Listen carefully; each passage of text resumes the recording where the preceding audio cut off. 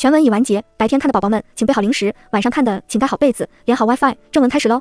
距离末世病毒的爆发还有45天。当我醒来，看到明媚的阳光和楼下玩闹的小孩子时，我一度以为只是做过一个比较真实的噩梦。梦里路上丧尸横行，空气中满是腐烂的臭味，在梦里社会秩序一度崩坏，人性的恶展现得淋漓尽致。体力不支，从四面八方涌上来的丧尸将我包围。我看到一把将我推倒的女生成功递上了车，我看到他们带着物资成功的开车逃了出去。这就是我的队友啊！更可悲的是，那个置我于死地的人，我昨天刚救了他一命，钻心的疼痛，好后悔！我应该回家的，我不应该为了逃避乡亲和父母的唠叨，选择一个人过年不回去的。如果能再来一次，下一秒我猛地惊醒了，我发现自己正躺在出租屋的床上，仔细听还能听到楼下小孩的玩闹声。我激动地起来，爬到窗户上，没有丧尸，没有吃人的怪物，原来是梦，还好是梦。可是这个梦是这么的真实，我甚至还能回想起被撕咬的疼痛。手机上是推送的各种节日祝福与活动。2023年12月24日，今天是平安夜，某猫某狗也都出了各种活动优惠。就在我以为一切都是梦的时候后，微博炸了。某顶流官宣，微博崩溃，网络上到处都是疯狂粉丝的哭闹回踩，看到这我心都凉了。原来这一切都是真的。坏消息是末世真的来了，就在45天以后的除夕夜。好消息是我重生了。世界末日了，如果让你们来会做什么？你们肯定会说，肯定是囤物资啊，买啊，但是却往往忽略了最重要的事情，钱。普通人哪有这么多钱呢？我以最快的速度在各种贷款平台申请了最大额度的贷款。作为一个大学毕业工作5年的社畜，我翻遍了所有的银行卡，所有的积蓄加起来不过15万。这些钱还是我为买车攒的，毕竟我现在的车是一辆2手50，开出去确实不咋好看。没想到现在却成了我最好的保命符。我家在 S 省 L 市的一个小县城里，县城人不少，正好这几年遇上了好的政策，小县城和坐上了高铁一样，发展的突突的。如果放到以前，我肯定很开心，但这是末世啊，人越多代表危险系数越高。真到那时候，就凭我一个身体亚健康的女孩子，加上我那年过50的双亲，真不够人打的。不行，小县城也不安全，当然我这套租的公寓就更不安全了。思来想去，还是得去个人少的地方，比如我的老家，也就是我爸爸长大的地方。L 是一个偏远的小山村。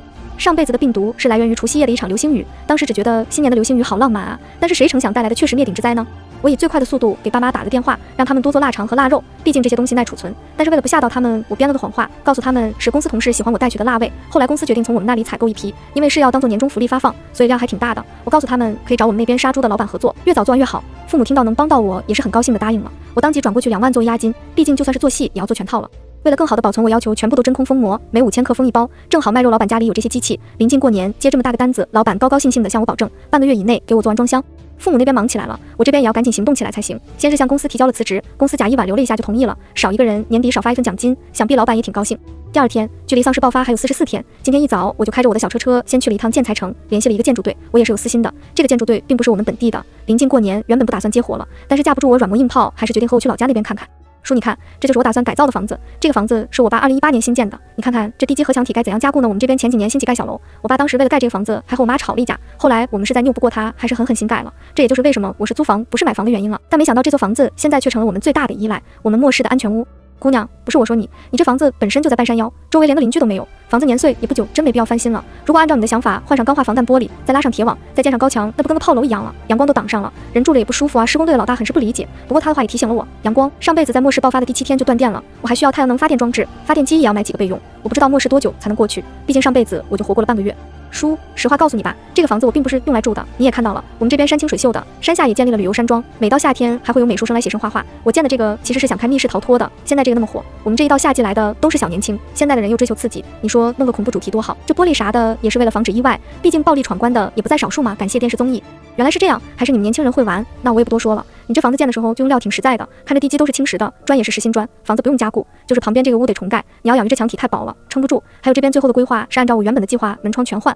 原本盖的杂物间拆掉重新扩建，上面建了一个超大蓄水池，池子分为2部分，蓄水养鱼2不妨碍。最上边还有一个可升降的棚子，后期可以作为一个掩体。围墙更是做了加固加高，上边还有铁栅栏。在盖杂物室的时候，我们的意见不统一，包工头觉得应该盖在旁边的空地上，后期伪装一下可以变成独立鬼屋，而我坚持在原地址加大加固。最后拗不过我，还是按照我的要求来的。我们商量好以后，我先付了30万的定金。由于我是在山上施工，工期又比较急，所以价格也就比平时贵一些。我很上道的递上2条烟，包工头拍着胸脯保证15天以内给我干完。把钥匙留给了他，我再次开着我的小车回到了我住的出租屋。除去在山上待了4天，距离末世还有40天，留给我的时间也越来越少了。第2天，我去楼下吃了个包子，然后开车去公司交接了一下辞职。同事们都问我辞职做啥，我说准备开个小超市，社畜做够了，想自己当老板了。同事们有的不信，表示休班可以来给我帮忙。我说好，免费的劳动力不要白不要。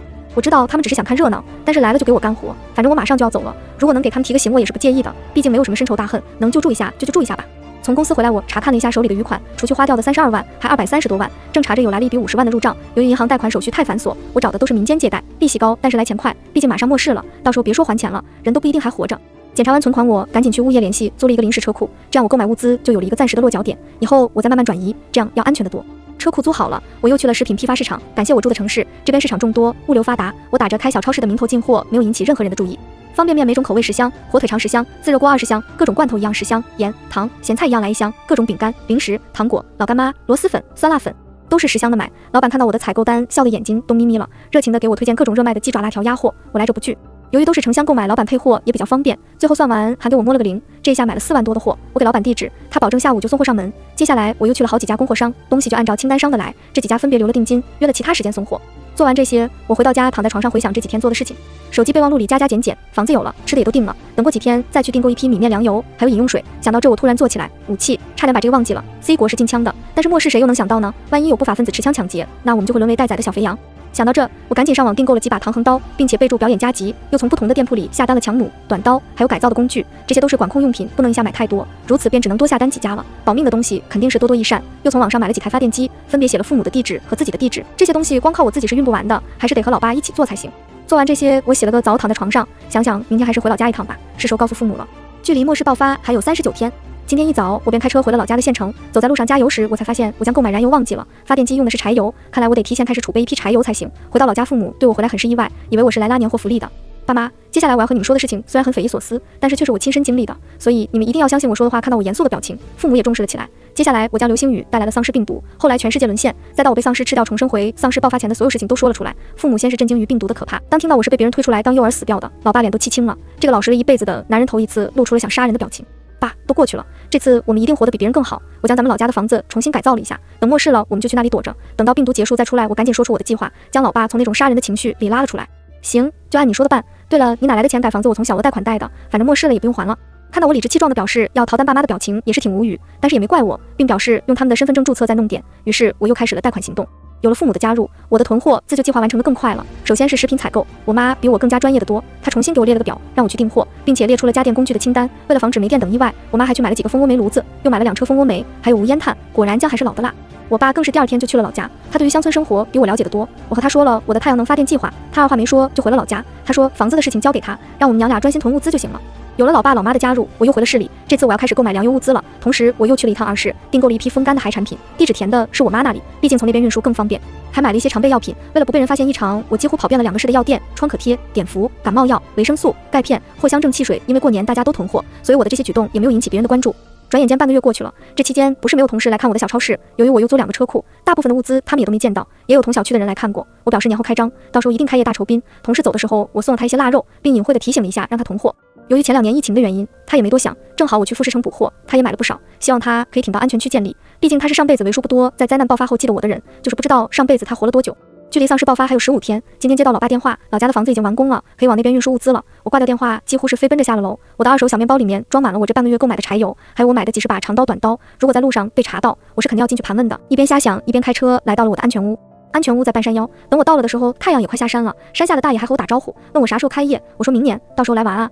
大爷拒绝了我的邀请，走远了还能听到他们的对话，什么阴森鬼气的，有啥好玩的，不务正业，我都没听明白啥意思。等我上山后，我才明白大爷们为啥拒绝的这么干脆，实在是太出乎我的意料了。外墙的颜色像是经历了几10年的风霜摧残，门口原本的柿子树也砍了好几棵，七零八落的。我原本高墙上的铁栅栏本来打算涂成木色，现在都成了铁锈色，还挂着几具不知道是什么鸟的尸体，就好像废弃的鬼屋啊。看到我到了，老爸赶紧打开房门让我进去，里边就正常多了，墙上还扯了电网，所有的铁栅栏都通了电，真到了危急时刻，这就是一堵电墙，谁都别想进来。里边更不用说，该加固的都加固了。爸，这车柴油放哪里？跟我来。就看到老爸打开杂物室的门，进去又打开一扇门。我去，老爸，你把山掏了吗？这里边竟然是个洞，我咋不知道我家还有个山洞呢？这是你老爷爷当年住的地方，当年抗战这些洞都是藏物资的，后来解放了就成了住的地方，再后来都去城里了，慢慢这些洞就都填了。我当初盖房子的时候就想着以后当个菜窖啥的，没想到现在先用上了看着这个100多平的大洞，我感觉如此条件再活不下去，那真是对不起老天了。你把柴油还有发电机都放这里，发电机声音大，外边我和你妈过几天都包上隔音棉，省得被人听到声音。老爸点了根烟，仿佛一切尽在掌握中。接下来我们又去看了我们未来住的地方，地面3层，每层约150平方，地下还有个地窖，也不知道是咋做的。地窖是从厨房直接下去的，十分方便。杂物间有个小门可以直通屋里，出入这几个房间都是非常方便的。最重要的是，我爸还扩建了厕所。我们这边一般都是旱厕，也许山下已经改了，但是山上的我们实在是有心无力。原本我都打算多囤些猫砂来着，没想到还是我爸厉害。明天会来安装太阳能电板的，我把屋顶都做上了架子，还有外墙上也做了。如果后边真的停电了也不怕，蓄电池也买了10组，等按完我再去买些柴油。谁知道这个末世啥时候过去啊？老爸盘算了这一切，明天去租辆大车，把物资和装修材料混着往这边拉，别让人看出来了。防人之心不可无啊！看来我的死亡让老爸对人性彻底的警惕了。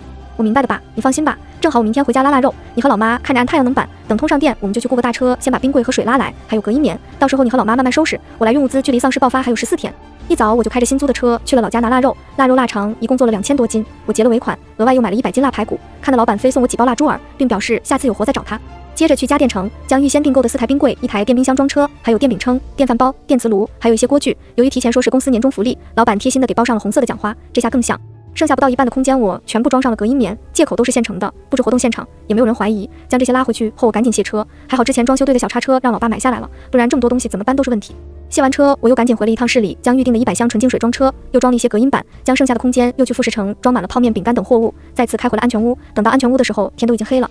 货品卸下来，又休息了一会儿，我才来得及看安全屋。太阳能板都安装完了，除了太阳能板，蓄水池的净水装置也都安装好了。由于我们是在半山腰，所以自来水当初就没有通上来。我们之前都是直接用山上下来的水，距离我家不远处就有一条小溪，小溪在山涧里。之前都是用水桶往上提的。如果没有末世，再过几年咱们这边就会规划成旅游景区了。前片山那边不就是这几年建设的旅游写生基地吗？咱这边交通差点，前年刚重新修了路。之前你郭伯伯还和我说，政策马上就要规划到这一片，让我到时候回来一块合计开旅社。哎，造化弄人啊！别想了，也就这边还没开发。不然连个躲人的地都没有了。与其想这些有的没的，还不如快点和我铺个阴板，杂货间的墙上也铺上，省得去拿个东西还得踮着脚。老妈打断了老爸的悲春伤秋，想多了也没用，做好眼前才是最重要的。帮忙铺了一会隔音板，我回到楼上开始计算我们目前的物资。腊肉2000斤，这个东西耐放10年都不成问题。方便面等物资之前分好几个地方买的，吃个几年也不成问题。还有各种米面粮油，光吃的一家人至少可以吃个10几年。水还少点，等过几天再去拉一车。纯净水只用来喝水做饭，至于生活用水，这不还有蓄水池吗？蓄水池的容量能达到15立方，平时的用水应该也够了。实在不行还有个鱼池呢。冰柜运回来了，等赶明我再去买些鸡、鸭、猪牛羊肉冻上，鸡蛋也得买些。商用发电机买了5个，大型蓄电池也买了10组，再加上太阳能电板，就算停电也不用担心用电问题。柴油1桶200L，这段时间也陆续装满了6个大桶，有时间再去买点。药品也买了好多，够用了。明天再去买几个电风扇，万一天气无常，热了又不能开空调，就只能靠风扇了。想到这，取暖器也要买几个，还有衣服被子，暖宝宝。想到还有这么多东西没准备，一下子就睡不着了。打开手机，目前手里还有100万。之前改造房子我就出了定金，后续都是我爸妈付的。之后买东西陆陆续续花掉180多万。现在距离末世还有14天，半个月后世界将陷入混乱。不行，现在的武器还不够，之前的唐刀和强弩都改造好了，但万一发生了尸潮呢？剑还不够多，还远远不够。想到这，我又买了几百支箭，当然是从各个店铺买的，地址也是填了10几个地址，以防被发现异常。距离丧尸爆发还有13天，今天我和老爸是分头行动的。他开大车将我车库里的物资转移，我和老妈先去买了几十个 U 盘，要求商家给下满电视剧和热门综艺，又买了10台电脑、几十个微型监控。当然，这是在好几家购买的。由于价钱很痛快，店家帮忙下载的也很痛快。约好取货时间后，我们又马不停蹄地转下一个地方。户外用品专卖店、对讲机、收音机、信号接收器、野外求生防护服，甚至有一家卖轻甲的。这不就是丧尸防咬服吗？来10套，什么年后拿货？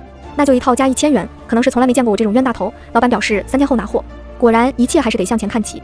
接着是冬衣、夏衣、睡衣一样来30套，内衣裤来50盒，来厚被子、薄被子，每种来20床，全部真空包装好。接下来又去买了灭火器 N 个、消防服5把、电棍10把、卫生纸、卫生巾多多益善。将这些东西装车后，又去拿上我的电脑，终于浩浩荡荡的回安全屋了。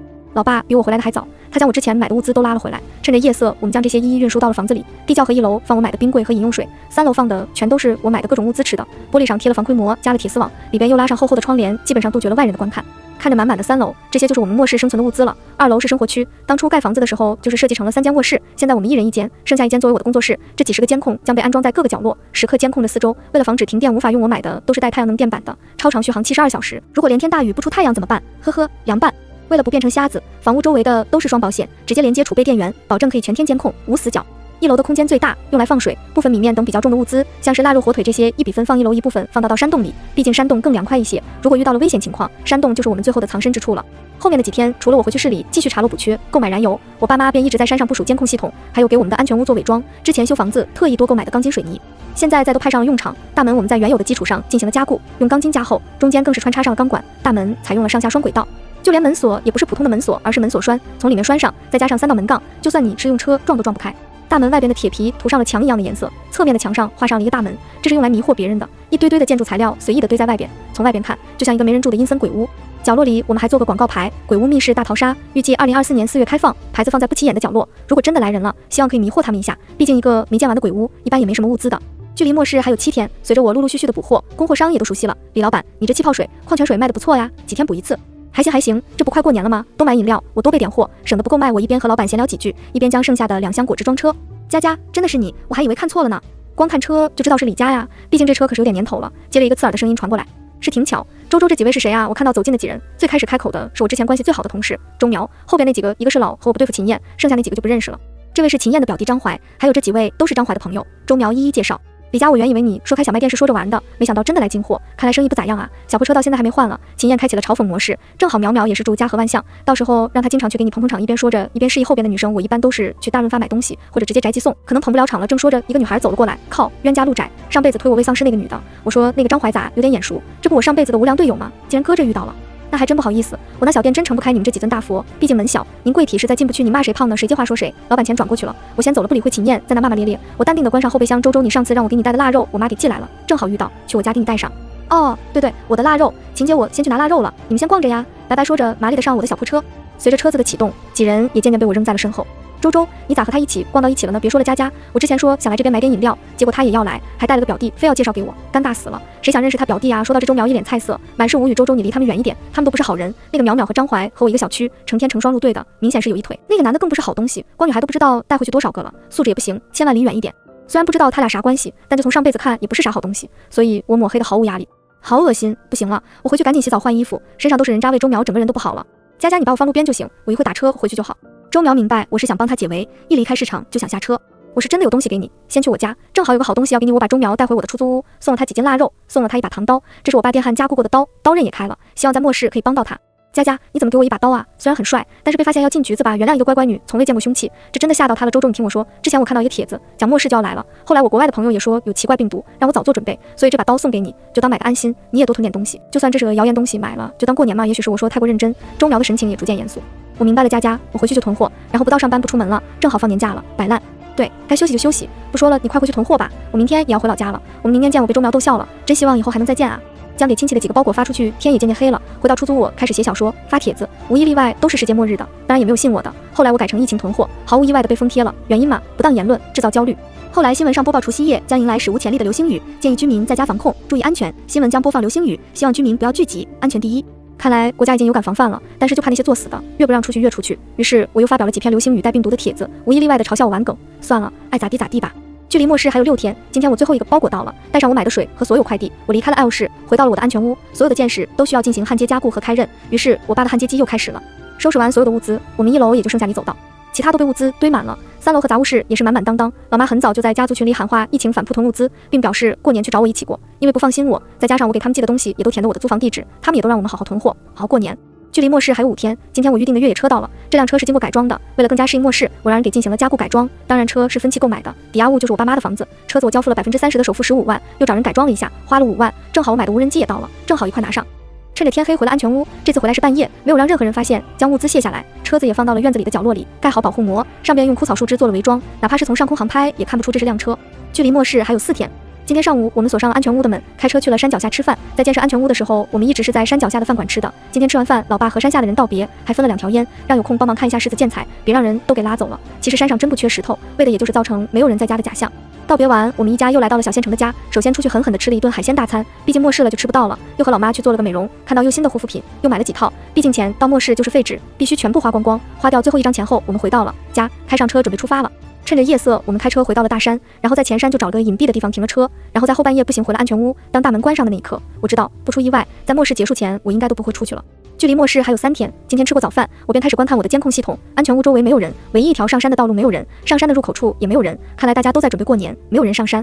检查完监控系统，我开始看我们的物资。山洞里柴油10桶，汽油1桶，都密闭得很结实，连味道都没有。所有的电力系统都储存满了，目前用的电还是从山下扯的电。之前我一口气充了2000元的电费，在统一停电前都不用担心了。蓄水池的水是满的，外边加了厚厚的保温层，里边还有加热装置，不用担心冻上。要知道北方的冬天是很冷的，虽然这几年是暖冬，但是该有的防范还是要做好的。鱼池里我妈养了30多条鱼，里面加了水循环系统，鱼死不了，我们还指望它们生小鱼呢。检查完所有的东西，我又联网观看最新的消息。之前发帖子的卡我早扔了，现在用的都是新卡。网上依旧风平浪静，处处充斥着新年的欢乐。看完消息，去跑步机上锻炼了一会，拿出我的唐刀练习了一回挥刀，保命的技能啊。距离末世还有2天，今天有几个人上山溜达，但是没到半山腰就回去了，主要是路上好多石子，开车吧危险，不行吧又累人。再说半山腰建了一半的鬼屋，看着也瘆人。一般爬山的都是回家过年的小年轻，听家里爷爷奶奶爸爸妈妈一说，也没啥兴趣上山了。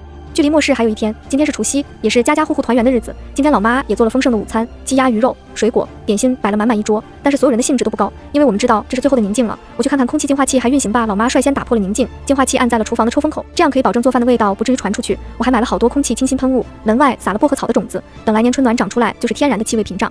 老妈检查完回来，一切都没问题。吃过饭后，我们一人拿一台手机刷着消息。之前找移动公司接的光缆，我还安装了信号接收器，所以屋内网速是很不错的。现在发消息都显示坐标，所以自从到安全屋后，我们便再也没有往外发过帖子，最多在微信群里回复几个消息。现在网上没有任何带有灾难的消息，讨论最多的反而是晚上的特大流星雨，都在网上许愿。哎，谁能想到美好的流星雨会带来病毒呢？这是所有人都预料不到的。晚上8点，平时应该是春晚播放的时候，但是现在全网都在期待流星雨的到来。8点30点，一道流光划过天空，接下来是一道道流光飞过，如梦似幻，美丽无法用语言形容。这场流星雨持续了将近半个小时，全网都在欢呼。我关上了所有的房门，和父母相依的躺在床上。我们都知道末世来了。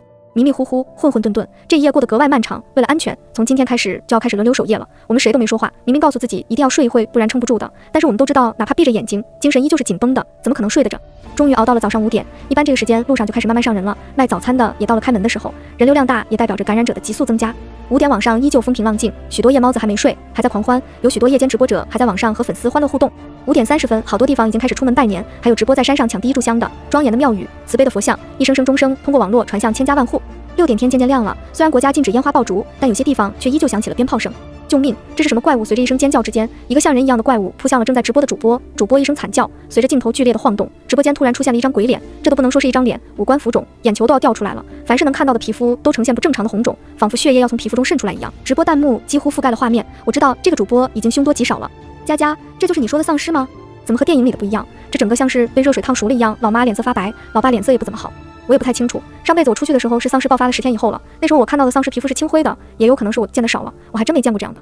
没事闺女，别想了，再看看还有其他的视频吗？趁着没断网，多了解点没坏处。老爸拍了拍我，也加入了搜索大军。就在说回这几分钟，网上关于丧尸的视频突然铺天盖地的涌了出来，海边有，山林有，街道有，到处都是求救声，几乎所有的帖子都伴随着痛苦的尖叫和绝望的呐喊。佳佳，快看，国家发布通告了！就在这时，各大软件头条都出现了国家的通告。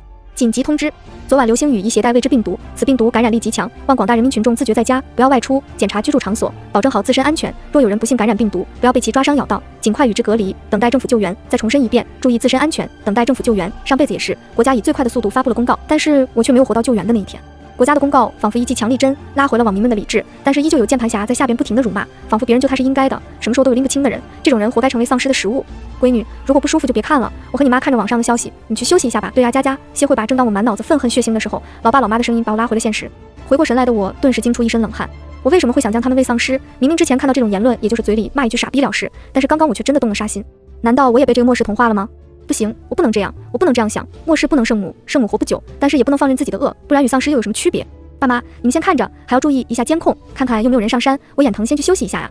随意找了个借口，我来到1楼，洗了把脸，看到镜子里的自己，脸色苍白，不像正常色。上辈子是啥样来着？记不清了。也是，上辈子天天担心的睡不好吃不饱，哪有时间照镜子？算了，不想了，想啥都没用，我又没有能力终结末世。一个天天剪辑视频的战五渣，难道还要拯救世界不成？一边任由思绪乱飞，一边习惯性的打开了小区物业群。正好群里正在统计人数，我顺手报了个无，接着就有物业给我打来微信视频啊，语音都满足不了你们了，还视频，这才末世第一天就开始暗嗖嗖的探底细了，真不愧是管理者，脑子就是快。挂了视频，在群里表示自己在老家，家里没人，接着就退了群，懒得看他们勾心斗角，反正我是真没在，爱信不信。至于物业的小心思，不就是知道之前我要开超市，惦记我那些物资嘛，门随便开，但凡你能找到一包泡面算我输，到时候你们自己狗咬狗去吧。退完群，先看了家族群，父母已经报过平安了，这不用我管了。再回复了几个朋友的来信，毕竟之前借着过年的名义，我给他们发过不少吃的，希望可以帮他们多撑些日子。如果能坚持到国家救援就最好了，因为是过年，家家户户都会有存粮，尤其是农村，坚持一段时间不成问题。真正难得还是城市，因为购物方便，几乎很少有囤货的习惯，就算是过年也不会买太多。上辈子我也是靠着零食撑了10天，见过太多因外出寻物资再也没回来的。上辈子大约在7天左右，由于食物的耗尽，外出的人逐渐增多，同样丧尸的数量也每日剧增，发展到最后，普通人几乎连小区都没出去，就变成了丧尸大军的一员。从来没有见到城市里有这么多人，噼里啪啦，噼里啪啦，我去有鞭炮声吧，有鞭炮声，谁在放鞭啊？我猛地冲上2楼，声音虽然很远，但是丧尸对声音很敏感，万一引过来了怎么办？不知道呢，监控里也没有显然，老爸也听到了，脸色也不是很好。爸，你把窗户关上吧，我上个楼看看去。你自己小心点，阁楼很小，原本是为了上楼顶方便，特意盖了挡雨的，现在却成了安全屋的瞭望台。阁楼上有一架高倍望远镜，在无人机不方便用的时候，就是我们的千里眼。由于我们这是山上，果树很多，望远镜的作用其实并不是很大。我架上望远镜往山下看，隐隐约约看到一片白烟，再调一下焦距，是山下小广场附近，这是干啥？放炮驱邪祟吗？如果放鞭炮有用，还要疫苗做什么？我又开始神游跑偏了。就在这时，广场上隐隐约约出现了人影，还是不太正常的人影。我去，这么偏都出现了吗？再仔细调了一下角度，真的是丧尸，看穿着应该是个年轻的女孩。就在这时，又跑出来2个人，试图拉那个女丧尸，接着滚作一团。不一会，原本不动的2人又站了起来，他们被感染了。从被咬到感染一共不到3分钟，这丧尸病毒的感染竟然那么快，不行，有树挡着，我看不清，还是得放无人机。当初买的时候，老板打包票，这款无人机可以勘测25至30公里，我不求它可以飞那么远，只要平安从前山绕过去就行。虽然山下就住了不到30家人，但还是小心为妙。我拿出被我伪装成迷彩色的无人机，1号，靠你了，放飞1号。我小心地躲避着树枝，慢慢从后山绕到山前小广场，这样看来就仿佛是从前片山飞过来的一样。我慢慢降低高度，从画面来看，最开始的那个丧尸就像今早视频里看到的那样，是全身泛红的，而被他咬过的那2人则是我上辈子见到的那样，全身泛着青灰，仿佛失血过多的死人一样。当然，他们现在也不能被称之为活人了。就在这时，几只鸡路过，为首的大公鸡兴致勃勃地打个鸣，接着他就被年老的那个丧尸咬了，其他的鸡吓得四散而逃。而大公鸡也渐渐没了动静，被扔到了一边。3分钟、5分钟、10分钟，大公鸡依旧倒在地上没有爬起来。难道这病毒不传染动物，还是仅仅不传染鸡？我慢慢放低无人机，想要看清楚一点，突然一张大脸出现下屏幕里。我的妈呀，吓得我差点扔了控制器，还好双手快过了大脑，一个急退升空。我的1号保住了，差点毁在第1次侦查中。吼丧尸注意到了我的无人机，开始一边吼一边朝无人机走来。你是国家派来救我们的吗？就在这时，突然一个男人从窗户里露出头来，傻逼，这时候还敢大吼大叫，找死啊！果然原本被无人机吸引的丧尸又被男人吸引了过去，开始拍他家的院门。你不是国家来救援的吗？快把他们弄走啊！男人喊完，猛地关上了窗子，傻逼！果然丧尸拍得更激烈了。本着老乡的情谊，我还是打开了无人机的音响播放，成功的将丧尸吸引了过来，然后慢慢往村外引。等远离山下以后，我又悄悄地绕到后山，从后山飞回了安全屋。原本救人就当积德了，后来却差点将一家人置于险地，让我每每想起，今天都想抽自己2巴掌。收回无人机，我带着新收集的信息回到2楼。在我放无人机的时候，爸妈也在积极地查看各地丧尸视频。现在社会秩序还没有崩溃，一切的社会保障都还在正常的运行着。网上虽然有许多视频，但太过血腥的还是被禁封了。爸，外边怎么样？不太好。刚刚我发现有人发的 B 市医院的视频，现在已经下架了，还有其他很多视频都找不到了，可能是怕引起恐慌，国家干预了。现在是早上8点，像是熬夜党，很多现在还没有起床，所以很多消息其实都还没有发酵，国家又反应的及时，所以在经历了最早的恐慌以后，很多人都开始了观望和等待救援。上辈子也是，刚开始虽然恐慌，但也没有太着急，直到时间一天天过去，食物也越来越少，然后停电了，停水了，这时候人们才意识到，这和之前的疫情不一样，这次是更大的危机，一场关乎生死存亡的危机。爸，我刚才用无人机拍了山下的丧尸，最开始的那个丧尸是红的，后来被他咬了的就是这种灰的了。我一边说一边调出刚才拍的照片，这不是唐立海吗？他竟然被咬了，还有他老婆和闺女，这是造了什么孽呀？老爸翻看我的控制器，手忍不住的抖。果然看到陌生人遇难和看到自己熟悉的人遇难完全是2种感受。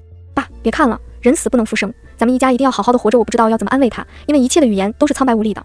对了，爸妈，我刚才看到丧尸咬了鸡，但是鸡却没有变异。你们说这个病毒是不是只传染人不传染鸡啊？如果不传染鸡，是不是表示我们可以养点鸡，以后就可以吃鸡蛋了？但是鸡又去哪里弄呢？当初建安全屋的时候可没考虑过养鸡的问题。再说鸡吃啥？饲料？也没有鸡饲料啊。不一定，再看看吧。如果真不传染动物，那还有点活头，这病毒早晚会过去的。万一动物也传染，到时候地球上光剩下人了，连肉都没得吃了，以后小孩连啥是动物都不知道，多可怜啊！不得不说，我爸想的还挺久远。经过一阵东拉西扯，我们渐渐从悲伤的氛围里挣脱出来。我妈受不了，我们下去做饭去了。我和我爸又研究了一回网上的视频，发现丧尸目前分为3种，最早看到的红种丧尸，还有被它咬过的灰色丧尸，还有一种是我爸从网上截图的大头丧尸，姑且叫它大头丧尸吧，因为它的头一个顶正常人3的还大，皮肤也是红肿的，就连4肢也是肿大的，仿佛被吹气的大头娃娃，恶心又诡异。爸，这个图是哪来的？我咋搜不到呢？就是那个医院的视频，现在搜不到了。我看着怪异，就赶紧截了图，看着图中担架上怪物。从视频上来看，应该是刚天亮，怪物应该挺有钱。卡在他手腕上的表我曾经在我们公司老总手上见到过，当时同事说过1块100多万。如果说这场病毒是流星带来的，灰色丧尸是被这些怪物感染的，那么这些怪物应该就是第一批感染者，或多或少应该都接触过流星。爸，你有堂叔的微信吗？想到这，我突然想到今天早上山下的感染者不会这么凑巧吧？有啊，之前我还找他买过核桃和栗子呢，说着老爸打开了微信，找出他的微信号。我点开他的朋友圈，第一条就是关于流星的，过年都不老实，俩孩子非要去看流星，在家看不一样嘛，配图流星的照片，这张照片视野很好，不像是在老家房顶上拍的，看样子应该是个山顶。爸，我们这附近有这种专门看星星的地方吗？有啊，前片山不是办的写生基地吗？那边山头就有个写生台，这几年很火的，看个日出啥的，是什么网红打卡地？不会吧？我心脏突突的跳，顺着唐立海的微信，我摸到了他女儿的微信。咦，我竟然有他女儿的微信。好美的流星雨，配图哇，好近1颗流星，不知道能不能找到，时间是8点49，哇，好幸运，真的找到了，流星好漂亮，配图时间是凌晨2点20，熬不动了，本美少女要回家睡美容觉了，时间是凌晨3点10分。再往前翻就是各种自拍照，终于翻了10几集片后，我找到了有用的信息。听说除夕有流星雨哎，我老家正好有网红观景台，姐妹们约吗？后边是写生基地酒店优惠链接，除夕流星雨。网红观景台，我颤颤巍巍地打开某团软件，搜索附近酒店，好家伙，都是欢迎相约除夕观星的优惠活动，更有者还附上了日出景观的观赏视频，这生怕是人来少了呀。看到这我基本上是已经是绝望了，但还是抱着最后侥幸的心思摸到了他儿子的微信，开黑啊兄弟们！图中是一群小伙子高举手机的照片，而那颗在女孩微信中出现的陨石正在他们旁边的桌子上。完了，如果我的猜想成立的话，变异的程度真的和陨石有关，那么现在这个屋子里应该都是大头丧尸了。我现在还不清楚这种丧尸的威力，不过看红种丧尸的传播速度就知道，大头应该更强。那前片山度假区还有幸存者吗？如果都感染了，那又得是多少丧尸呢？完全无法想象。也许是出于人遇事的鸵鸟性质，接下来几天我们都没有再提前片山的事，在白天也没有再放无人机出去，只是半夜的时候曾悄悄放出去看了2次死的鸡，确定这个病毒不传染动物，又去村外进山的路上看了一下，除了那3个丧尸，没有新的人或丧尸经过。末世的第7天下雪了，这是入冬以来的第1场雪，也是新年的第1场雪。上辈子城市就是在第7天停电的，具体什么几点停的记不清楚了。今天全家都没有心情做饭，所以简单吃了点自热火锅，就又开始加班加点的搜索有用的消息了。前几天看有网友说，他们那边丧尸因下雪的原因，行动变得比平时迟缓，如果要出去找物资，下雪天是个好时机。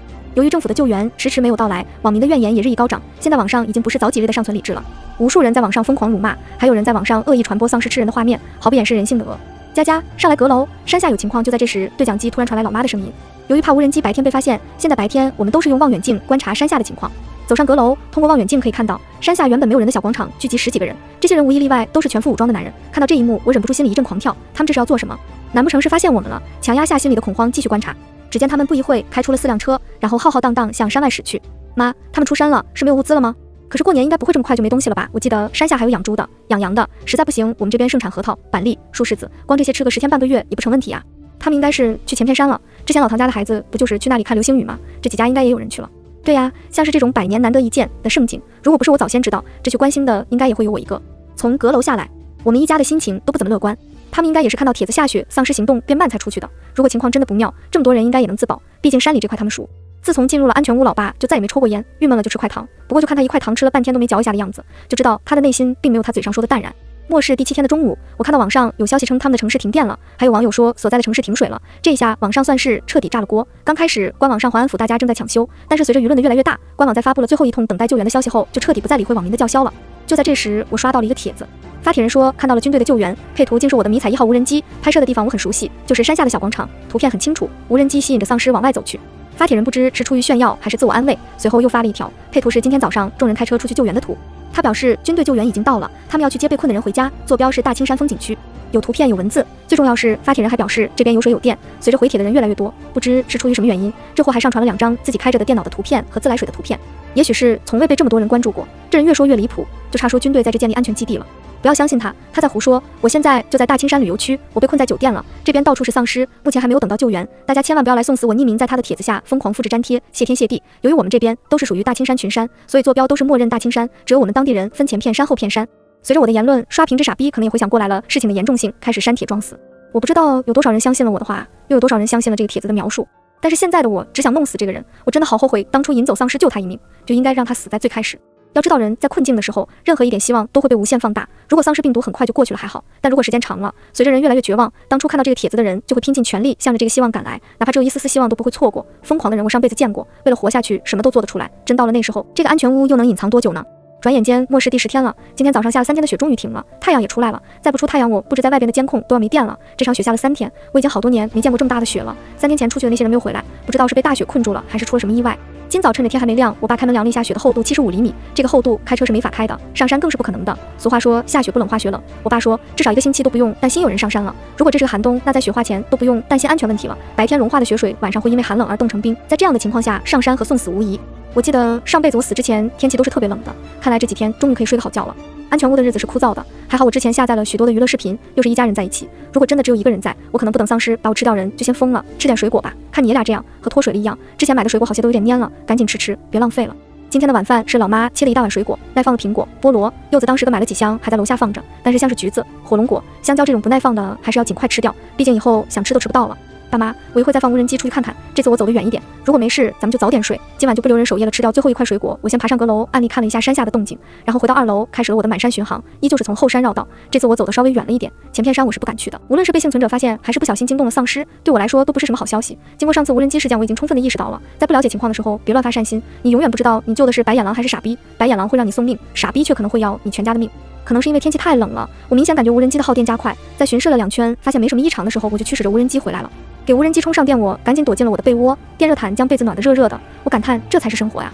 睡前我习惯性的刷了一会手机，网上依旧是充满了悲愤与辱骂。就在这时，官网发出了最新的通告：陨石携带病毒，大家千万不要触碰。另外，陨石还携带未知的辐射，辐射是比病毒更可怕的存在，万广人民群众千万远离，备好物资，在家等待救援。看到这，我蹭的从床上坐了起来。原来是这样，红种丧尸如果是病毒感染的第一批，那么大头丧尸肯定就是感染加辐射了。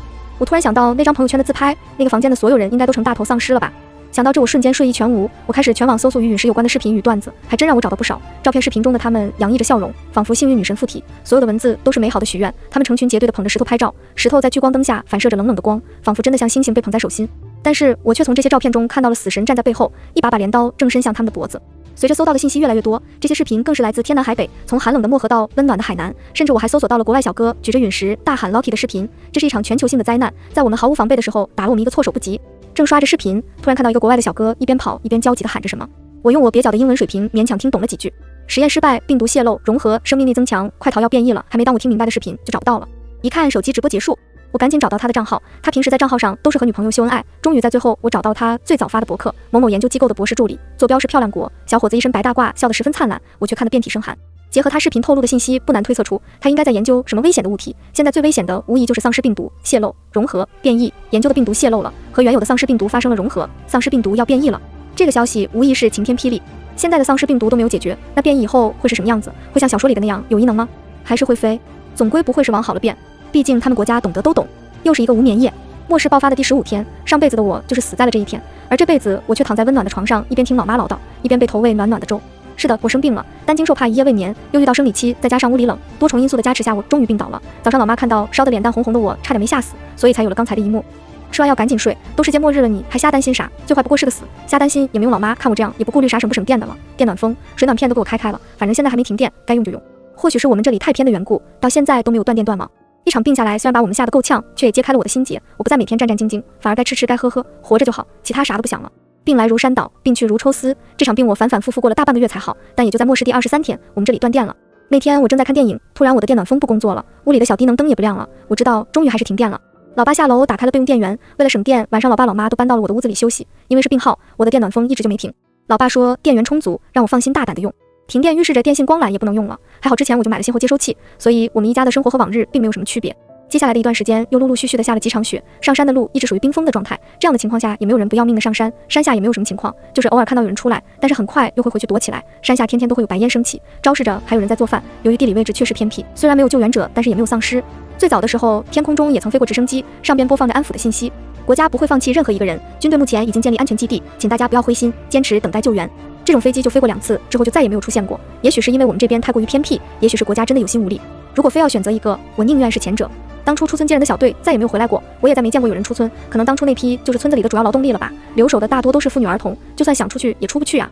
爸妈，你们真的决定了吗？就这么办吧。今天老爸难得抽了根烟，佳佳，你趁着半夜的时候送，就凌晨3点送，这时候都睡了，没人会看到的。老妈一边说一边将东西固定到无人机上，这是几袋奶粉，还有一点常备药。原本发生了上次傻逼的那个事情后，我不愿意再管山下的闲事，但是今早上老爸从望远镜里看到山下开小饭馆的老婆婆急匆匆的出门去敲别人的门，后来抱着一个小孩出门给人跪下了，结果没有一个人出来。看到这老爸抽了半天烟，最后全家开了个会，决定给他家送点奶粉和药品。咱们小心一点就没事，现在这情况没人会大声嚷嚷的，就算最后被发现了，他找上来你爸我也能制住他，就当感谢他之前给做的饭了。我能看出老爸很纠结，最终还是善心战胜了冷漠，毕竟一个小孩子都是当父母的根本狠不下心。好，我就再冒一次险。半夜我操纵着无人机从山的另一边绕过去，在飞到他家院子上空的时候扔下了包裹。院子里是厚厚的雪，东西落地的声音并不大，扔下东西我就操纵着无人机远离了他家院子，在高空俯拍。可能是因为有病人，他一直没睡，很快就出门，发现了院子里的包裹。只见他先是不敢置信，打开后更是激动的先跪下磕了几个头，才急匆匆的返回了屋子。看到这个，我们全家都是久久没有说话。后来我又给他们送过一次，之后就没有再管过。毕竟生米斗米稠，暴露了物资对我们没有好处。再说末世还是只能靠自己。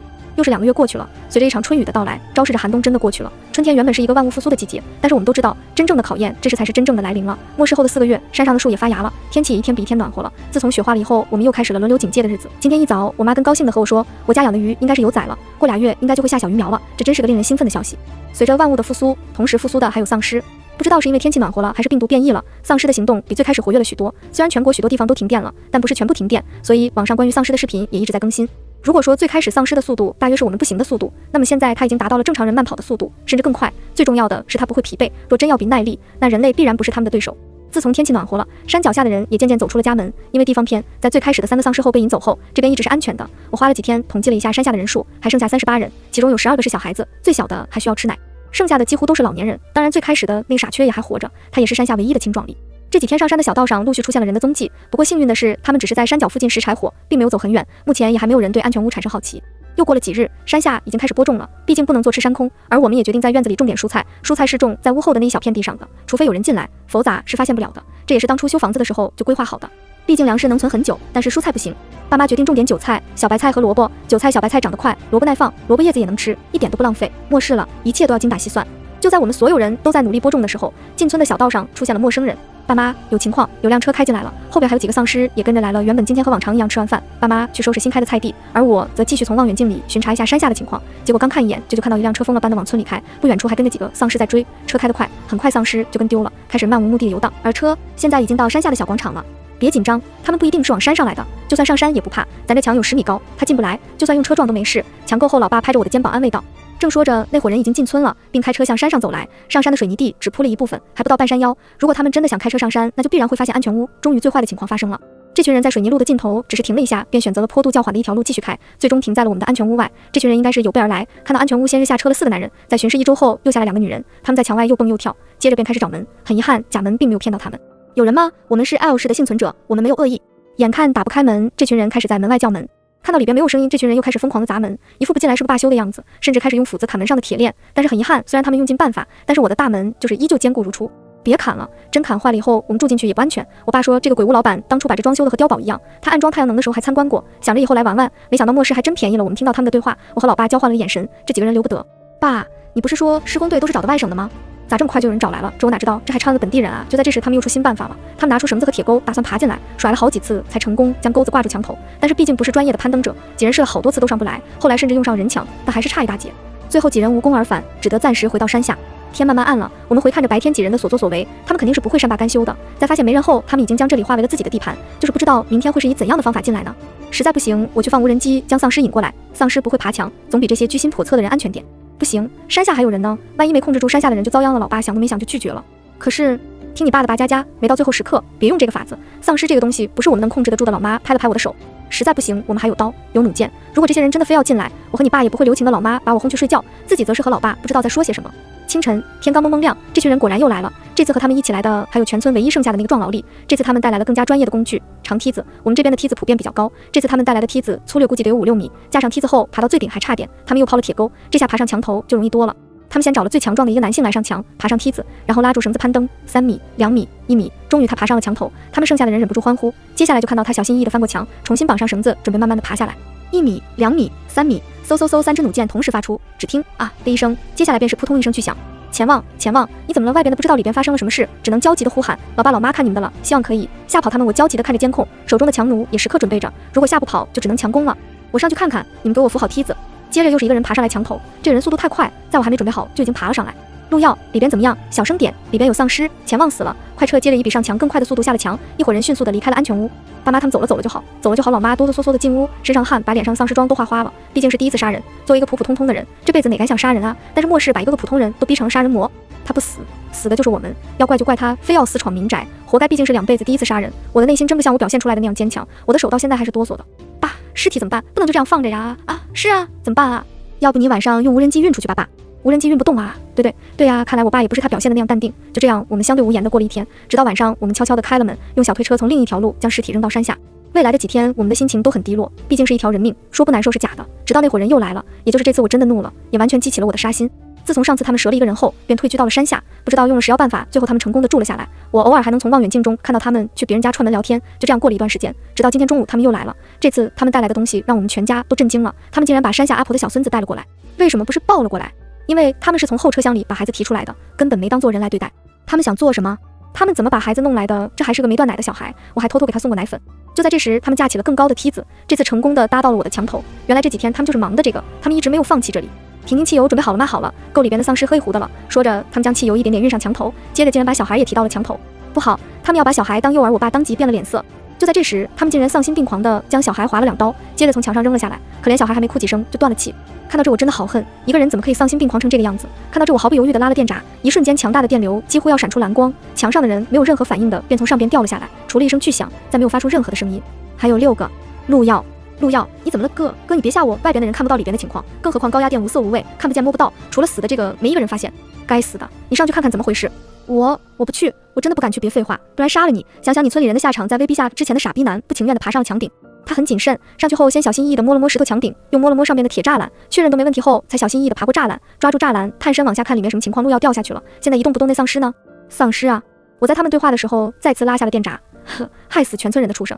还有5个。眼镜，王玉辉，操，这是墙上结冰了吗？一个个的都掉下去，虽然墙下的人气得跳脚，却也不敢再爬上墙。妈的，拿电锯来，我就不信打不开这个门了。门外的人不敢爬墙，最终决定对大门下手。只见他们拿出了电锯，这个锯是我们这边平时修理果树的那种锯，没想到这么久了竟然还有电。来呀，谁怕谁呀！在他对我的大门下手的时候，我直接拉下了直通大门的电网，一瞬间门外惨叫一片。有电，里边有人。回应他的是嗖嗖的几发弩箭，在我准备电击铁门的时候，老爸老妈已经爬到墙头架好了强弩，电击和弩箭一起攻击。这一仗打的就是出其不意，对畜生不用手下留情。还剩0.5只，随着大门缓缓拉开，我们一家穿着全套铠甲走出了大门。电击大门有奇效，一下子放倒了3个，不管是不是死了，出门后的我们还是又补了几刀。你们饶了我吧，我只是个女生，都是他们逼我的。门口4个人，3个死于大门电击，唯一幸存的这个腿上也挨了2箭，现在完全爬不起来了。婷婷是吧？你说是他们逼你的，阿姨可没看出来。你从后备箱拽小孩的时候笑得还挺灿烂的，哪有半点被胁迫的样子？老爸老妈配合默契，一个说话转移他的注意力，另一个趁机拨出了他腿上的弩箭，不是圣母心泛滥，纯粹是不想浪费这2支箭。啊！献血染红了他一条腿，自己用绷带缠好。我问你答，老实点我放你走，不老实就去和你的同伴作伴去。我扔给他一卷绷带，另一只手也将唐刀架到了他的脖子上。你们究竟是从哪来的？外边现在是什么情况？我们真的是 L 市的人，我们几个都是来旅游的，后来被困在酒店里，前几天刚逃出来。他一边哆哆嗦嗦，一边飞快地给自己缠绷带。啊！我都说了，你为什么还不放过我？因为你在撒谎。我抽出刺进他另一条大腿的刀，再耍花样，下一刀不是大腿了。说仔细点，不妨告诉你，在大青山写生基地，我一直有联系人，只不过是前几天失去了联系，正巧你们来了。你说这世上哪有这么多巧合？还不说实话吗？我用刀背挑起他的下巴，将血摸到了他秀气的脸蛋上。话肯定是炸他的，但我想我现在的表现应该挺能唬人的。只见他比之前抖得更厉害了，磕磕巴巴道出了一切。他们确实是 L 市的人，但是来旅游的却不止他们几个，而是有30多个人。被困酒店能活下来，也不是他们有多幸运，而是他们速度快，抢了酒店的食品储藏间，又封死了酒店大门。至于被关在外边的人的死活，就可想而知了。你们怎么能确定酒店里就是安全的？又是怎么逃出来的？安全的，酒店不大，除了我们，就还有几个房间有人，扔出去就行了。后来我们又趁着下雪，又出去搜刮了一些物资，就一直苟到现在。我们物资多，后来就没有再出去，出去的人多半都成了丧尸了。后来我们所有的幸存者联系了一下，有将近100人，等雪化了就一起突围。就在前几天，我们所有人一起出来了，只不过我们没有往外出，我们往里进，因为我爸说起过这里有个安全的鬼屋，我们就打算来这里避避。女人不知道想起了什么恐怖的画面，眼神变得凶狠，太多丧尸了，根本不可能出去，让他们去引开丧尸最好，他们人多肯定能把丧尸都引走。所以你们还做了什么？单单是100来人突围，根本不可能将全部的丧尸引走。我用刀背给了他1刀背，把他从魔障的状态中打醒。做了什么？我在他们的背包里放上了扩音器，我还在他们车上装上了音响，只要我远程打开，保证所有的丧尸都能被引过去。别和我说什么残忍，我只是想活着，我没错。真是疯了！我1刀背砍晕了他，将他的手脚都绑了起来，扔到了他们的车上。爸，你和我一起把他们都抬车上去，一会我们把他们扔出村。对了，山下没了，都没了。老妈把刚刚无人机拍的现状给我看，原本的30多个村民无一幸免，原来他们那几天不是去串门交流，而是去屠杀。这些畜生，死真是便宜他们了。老妈一边流泪一边恶狠狠地咒骂。妈，你和爸下山把村民安葬了吧，无人机给我，我去把这些畜生扔出去，省得脏了这片地。我开上车，准备把这些人都运到村外。我先是小心翼翼地用无人机将路上的丧尸引走，然后将车开到了进山的唯一大路上。临走，我将活着的那个手脚都解绑，又将死的几个身上划了几道，接着开窗开门熄火走人。走远后，我又操控着无人机将丧尸引了过来。看到丧尸将车子团团包围，我才操纵无人机离开。想活命没错，但是为了活命，将无数无辜的人残害致死，就不可原谅了。我虽然也算不上好人，但也看不上他们的做法。既然你们害得别人死于丧尸之口，那就让你们也感受一下丧尸的撕咬吧，这就是报应。你们也不配有个全尸。回到村子里，爸妈并没有问我是怎么做的，就说了一句能让村里人安息就好。大大小小37句，依次排在小广场上。老爸从山下的房子里找到一台小型挖土机，又回安全屋接了一桶柴油，就这样加了2次油，才将深坑挖好。你们也别怪我挖的简陋，就这样吧，还能做个伴。你们阳间的仇算是报了，剩下的就看你们自己了。在下边遇到那几个畜生，千万别留手，有怨报怨，有仇报仇。随着老爸的絮絮叨叨，土渐渐将坑填平。压实，老妈又找了块大石头立在一边，证明这里曾埋了37条命。等以后病毒结束了，如果有家人找来，也知道去那里烧纸上香。埋葬完全村的人，看着空荡荡的山下，这下真成了孤村了。整个后片山只剩下了我们一家人。爸妈，我们将路封起来吧，我们不完全封死，就是设上路障，人能过来，丧尸过不来，一般的小轿车也过不来。如果真有心怀不轨的人来了，也好对付。行，就按你说的办吧。经过这件事，我们全家对人心都有了新的认识。末世无道德，比鬼神更可怕的是人心。这句话现在才是真正的明白。之后的几个月，我们白天见路障，晚上则回安全屋休息。山下的地我们也种了起来，每天都过得忙碌而充实。就这样，一个夏天过去了，时间渐渐来到了深秋，秋天满山的核桃都到了收获的季节。天热的时候，我们晒了很多柿子干与山楂干，山下的土地也收获了不少玉米与花生地瓜。我们算了一下，经过1年的消耗，我们的物资不仅没少，反而多了许多。我们也在每日的劳动中逐渐变黑变健康。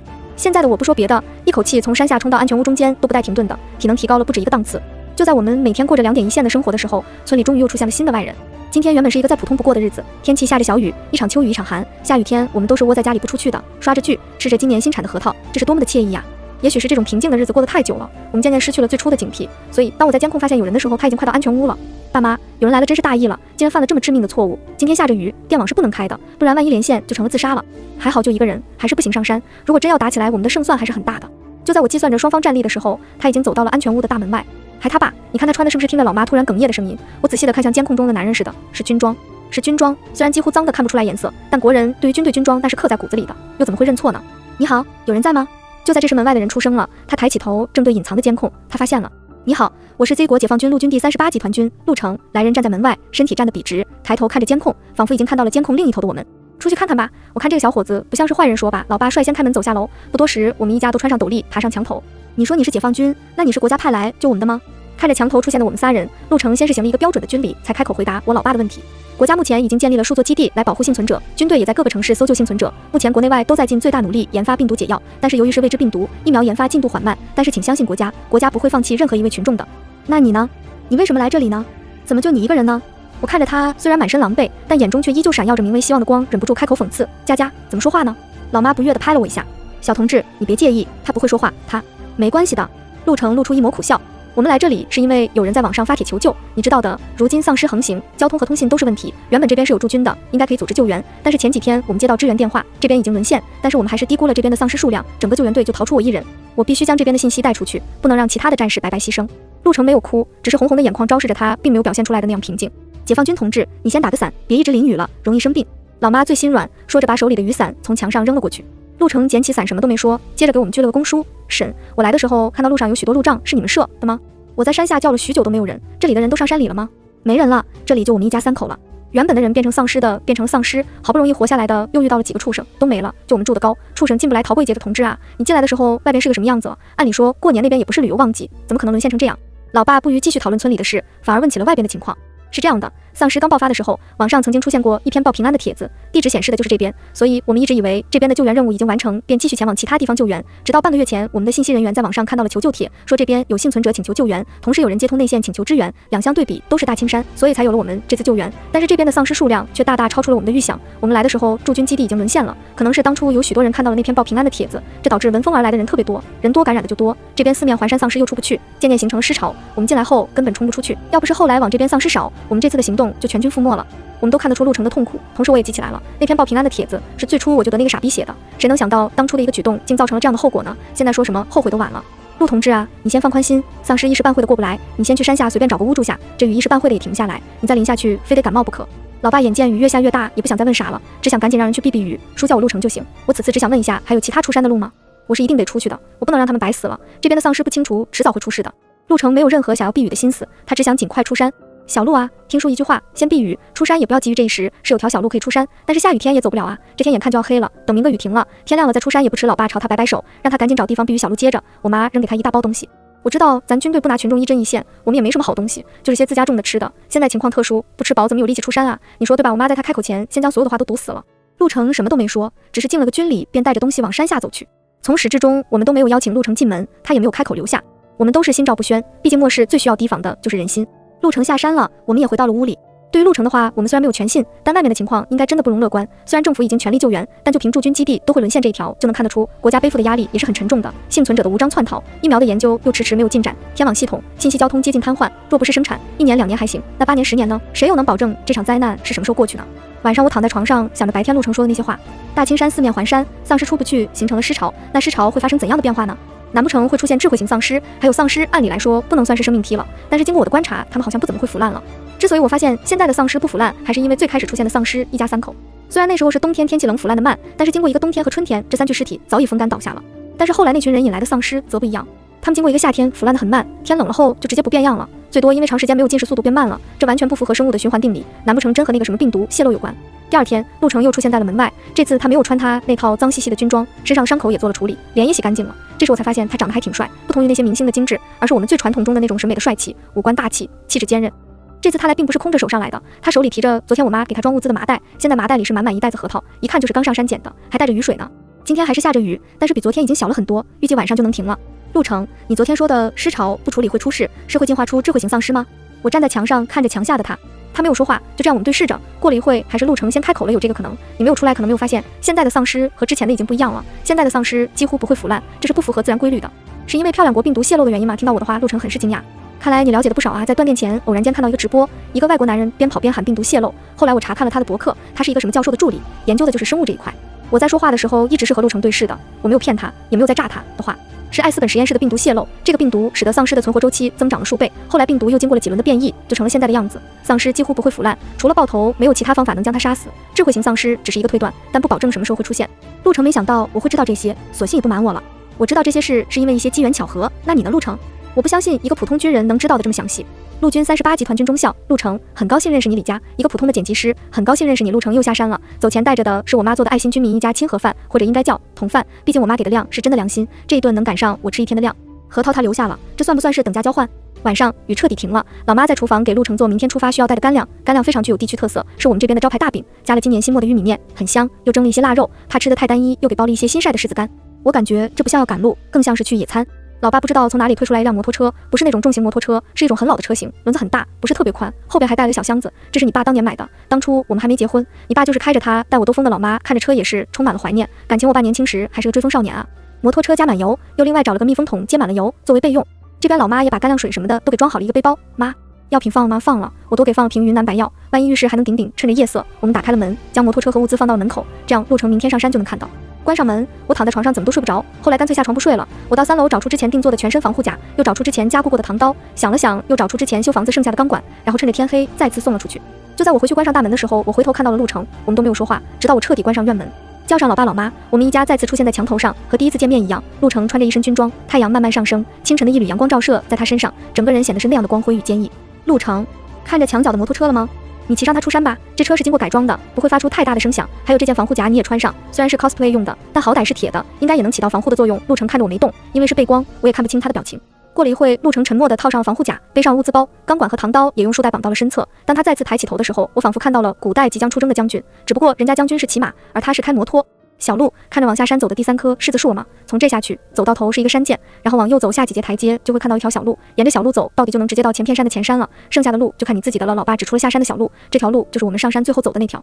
陆程敬了个军礼，转身便推上车走了出去。陆程停下，抬头看我，活下去。我扔给他一个护目镜，他接住给我回了个军礼，然后下山再也没有回头。陆程走了，我们的生活又回到了之前的状态。趁着还没有下雪，我们有时间就去捡核桃、拾柴火，再加固一下路障。陆程之前说过的尸潮，我们不得不提前做准备。我们这边的地形从电脑上放大来看，像是一个倒挂的葫芦。前片山是大肚子，中间连着一个小小长长的脖梗，我们这边是小肚子。秋天仿佛一转眼就过去了，转眼冬天到了。在下第一场雪的时候，我们成功将整条山路上都加上了路障，这可真称得上是5步1街，10步1障。别说丧尸进来费劲，就算是我们想出去都难出。在真正完工后，我们看到这个结果也是很吃惊，工程之大，真不像是3个人能完成的。只能说在生存面前，人类的潜能是巨大的。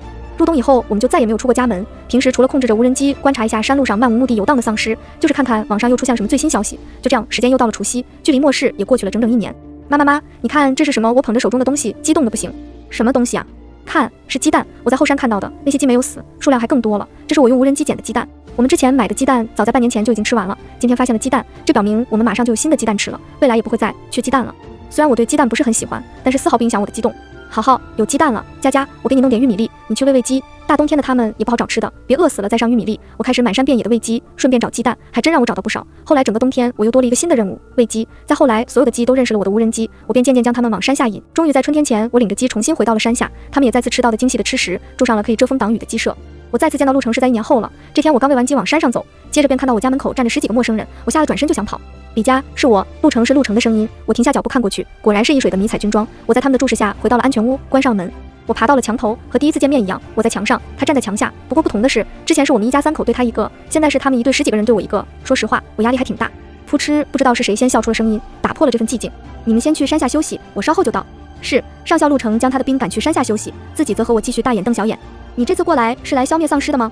快了，现在丧尸病毒的研究已经突破了。研究发现，陨石虽然有辐射，但是辐射随着时间会慢慢变弱。我们现在就是在全国搜索，将所有的陨石搜集起来，然后统一销毁，这样就可以避免在陨石的作用下丧尸继续进化了。现在的丧尸无论是速度还是灵敏度都提升了一个档次。你这里够骗，丧尸威胁不到这里，别出去，等丧尸彻底解决了，我会来告诉你们的。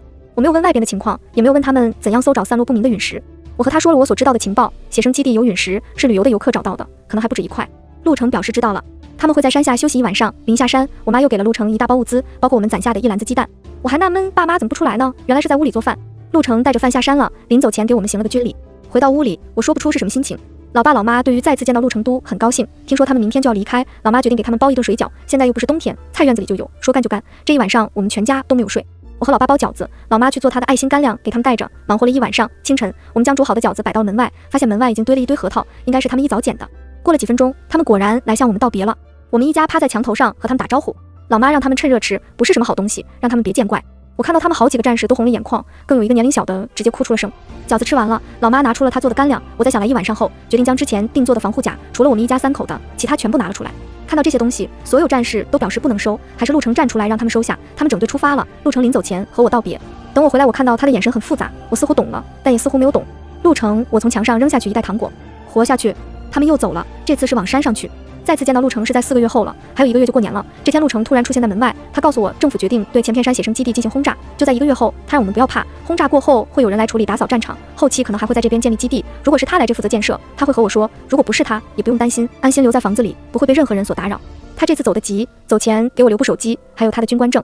1个月很快就到了，我们一家吃着火锅看着剧，听着远处的炮声，感到前所未有的安心。末世第3年，政府在大青山建立了安全基地，我们村也被列入了基地范围。随着路障的清除，小广场终于再次出现了外人。新来的长官不是陆程，但是也没有为难我，我们将这2年种在山下的物资都捐献了出去，为此还被特别表彰了。不是没有人打我们安全屋的主意，看在陆程的军官证和我们捐献的物资的面子上，凡是找茬的人以后再也没有出现在基地里。末世5年，疫苗终于研究出来了，人类对于丧尸的反攻也正式打响了。我报名参加了后方清理搜救队，爸妈留在家里参与基地的工作劳动。第一次杀丧尸我还是手抖的，随着杀的越来越多，我的心态也发生了很大的变化。渐渐我们这支非官方小队慢慢的以我为主，我成了小队长。这几年我也见过陆程几次，他更忙了，每次分别我都会和他说一句活下去，而他则是给我行一个军礼。末世第8年，随着最后一个丧尸在太平洋某个小岛上被消灭，这场丧尸病毒彻底结束了。我们回到了陌生而又熟悉的城市，重新开始建设我们的家园。这一年我35岁，我们整理了一下家里的物资，将90%的物资能源捐献给了国家，加上我这几年杀丧尸努力贡献的积分，我们得到了国家奖励的2套新建的房子，房子地段好，空间大，还有独立的小花园。8年的灾难，地球上的人口10不存1。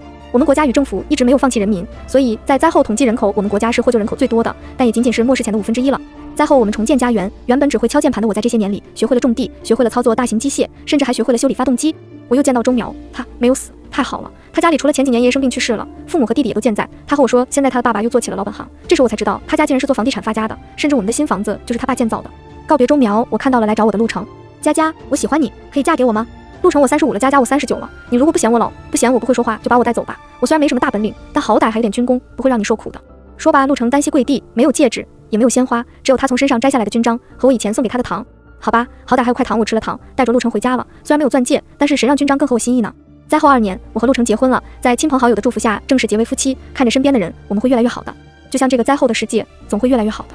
番外，我在公司最好的朋友李佳离职了，他说要去开小超市，自己当老板，我相信了，并有时间就去帮忙。他走后，公司很多人都说他坏话，尤其是之前一直搞小团体的几个人，更是把这件事当成了谈资。哎，算了，过完年我也不想干了。最近佳佳很不对劲，虽然平时她也喜欢和我分享小零食，但最近却开始分享米面粮油了。她说她看到一个帖子，说末世来临，丧尸爆发的，宁可信其有，不可信其无。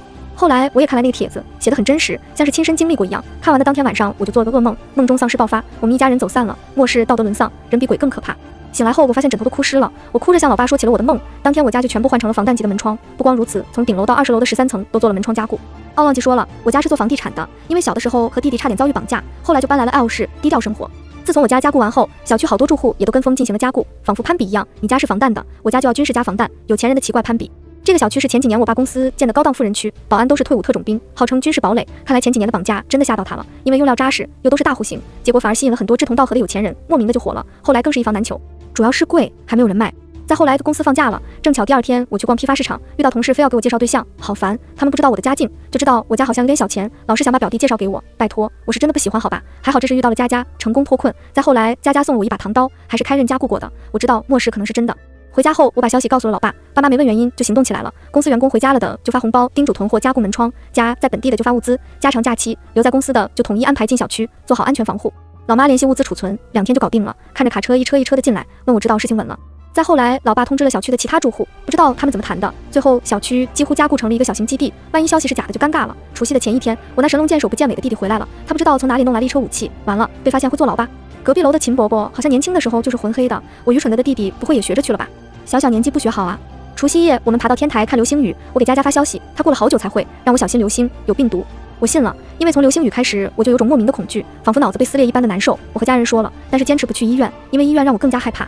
终于末世真的来了，看到网络上络绎不绝的消息，我深深的吸了口气。之后的事情便没有再让我参与，无论是防御还是物资置换，都是老爸他们的事情了。小区里大佬辈出，这时候都出来了。